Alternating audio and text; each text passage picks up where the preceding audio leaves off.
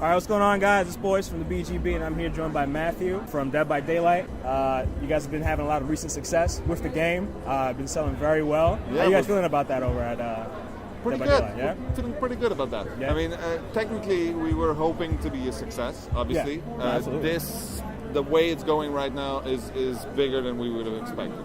Absolutely. It's much more exciting. And the people on Twitch and the streamers and the YouTubers have really caught on. Definitely. It makes for a good show. So I mean, were you guys expecting this to be sort of a shot in the dark, or did you guys really expect this to be a big success? We've been making games for long enough that we thought we had something that was solid. I mean, we wouldn't have done it if we weren't confident that we had a good offering.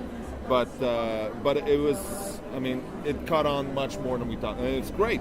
And then we kept nourishing it and fixing it and then improving on it. Yeah. And we've come up with a new DLC a few months ago, and now we're announcing a brand new one for Halloween also. Oh, yeah. Michael Meyers, correct? Exactly. Well, it's not just Michael Meyers. Not just Michael Myers. Like all of our chapters, we're getting the Halloween chapter, which means Michael Meyers as a killer, Yeah. Laurie Strode as a survivor, the ultimate last girl. Absolutely. And then the suburbs as a new map Oh, for wow. the levels. Now, So with is the it- Myers house and everything. Oh, wow. So it's going to be inside the house or just the surrounding It's going to area? be all the suburbs, the whole section. So you have the gameplay will be very, very different when you play in the suburbs with those great big streets that are well lit, Yeah. nothing to hide in there. Trying to cross the street in those really cramped little houses where you're trying to scavenge and look around Yeah. for chests, for generators, and then all the little back alleys and backyards with those white picket fences and things like that. Oh, wow. That sounds awesome, especially the best time to put that out right now, Halloween Exactly. coming up. Absolutely. I mean, I think the thing that helps the game a lot is the fact that the levels are randomly generated.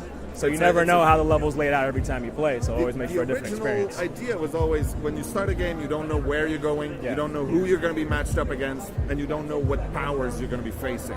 So our killers all have very, very different powers.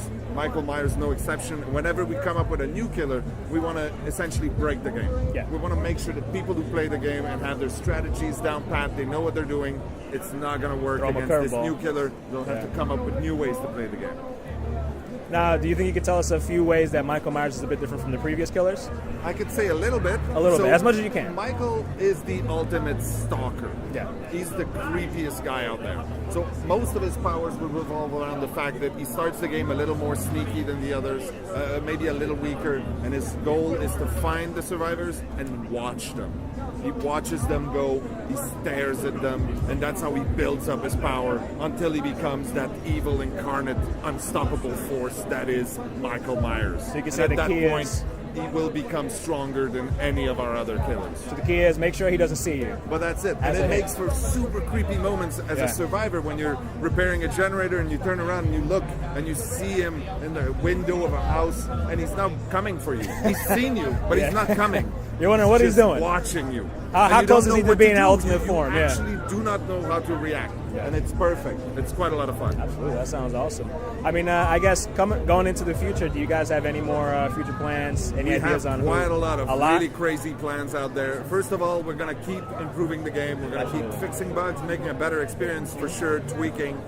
But we have way more chapters coming, and all of these chapters will have new killers, survivors, and maps. And then there's a few other things we're looking at. Of course, we're expanding on that. As long as people will be interested.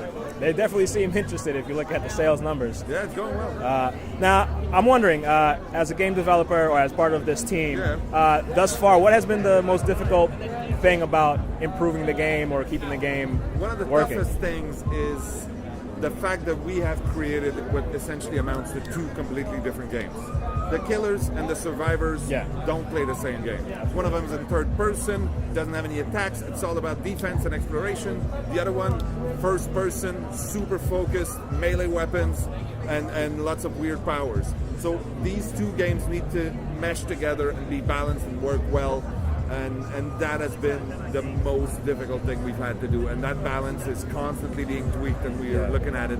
It's tough. We're making a game that is imbalanced at its core. It's asymmetrical multiplayer. It's not fair. Yeah, no, it's definitely It's not. just not fair. Now I notice you guys definitely have a lot of community outreach, and you guys are very have a one-on-one connection with the people out in the community. Yeah, we try to. How big of a part of the team is it dedicated to responding well, to the community. Thing is, everybody on the team is it tries to keep an eye out. Some people are more present on Reddit. Some people are more on the Steam forums. Some people are more in the Twitch, and it's fine. We do talk together quite a lot, and we make sure that we have a little presence everywhere. And the thing is, I mean, our whole marketing department is that guy. Because we don't really have that. We just want to be us, our voice, our own words. We're very transparent with people. We talk to people as if they're genuine people. It's definitely better to be, show up as individuals as opposed to as a let's say company. it's our way of doing it. Yeah. But so far, we've had a really good reception. We've had a good conversation going with the fans, with the people playing, with the excited streamers and the viewers. So we want to keep that going. We obviously take everything with a grain of salt, as in, because everybody's screaming that this guy's weak, this guy's too strong. Yeah, I was going to ask, people on the internet can be a bit rude, so I was wondering, how do you guys sift through, the what is it? What is actually very good. And it's funny because we have a weekly Twitch stream, and we do that for about an hour. Usually it's me, Dave, and Ash, and a few others from the members of the team, and we just chat and we take some Q&A and we talk about the news and what's happening. But a few weeks ago, I had a big rant there about just being polite. Yeah. And just, You mean people that play the game being polite? No, people that talk to us Yeah. and saying, you have bug reports, you have suggestions, you have comments you want to make. It's amazing. We want to hear it. But if you start by screaming at us and going, oh, bitch, it doesn't work, everything's broken. It kind of hurts them more than it hurts you. Reception as if you go, hey, hi. By the way, and you actually take the time to write properly. And anyway, it's kind of funny because I had a big rant, and it changed things. Literally, we got a much better conversation with people. People make an effort to be nice to each other, and we're building a very, very... I think they're playing the game. That could be. I hope so. There are actually dogs in the suburbs. Oh, yeah. But that's something else. But that's it. So we actually have a very good relationship with our community. We love that. I was at TwitchCon last weekend. Oh yeah, how was that? I talked to a lot of really cool streamers, and we were fans of each other, which was a great way to start a relationship. Yeah. It's a very symbiotic thing also, because a lot of those streamers, their channels saw a big boost when they started playing Dead by Daylight, because it makes for a good show. People want to watch these kinds of... It's a horror movie, and you can see people's reactions. One of the things that I think I'm the most proud of about Dead by Daylight is those genuine reactions that we get from people. You get goosebumps. Your heart rate goes up. Your palms get sweaty when you're playing. Even if you've played 600 hours, you still get surprised. Now, I guess from here on out, what is something that you look forward to? Maybe what is your goal in terms of ultimately cementing this game? We'll hopefully in 3 years from now, we're at that point where when you start a game, you have no way of knowing what to expect.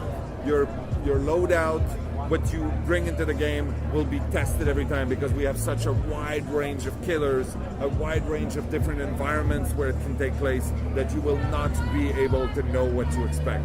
At that point, right now, that's what we're doing. We're growing that range of possibilities in the game. Oh, absolutely. And I guess, will there ever be a sequel, maybe sometime in the future? Maybe. It's still too early on to really well, for now, think about we're that? just looking at keeping it alive for as long as possible. Yeah. But might be. It's a franchise that we've established. I think right now, those characters, people recognize them. The game itself is now a name that people recognize. So it might be. Absolutely. Well, thank you, Mathieu. Thank you for spending the time talking about the game. Really appreciate it. I'll see you guys in the next one. From here on, a new chapter is being written, where you either get blood on your hands or blood pouring out of you.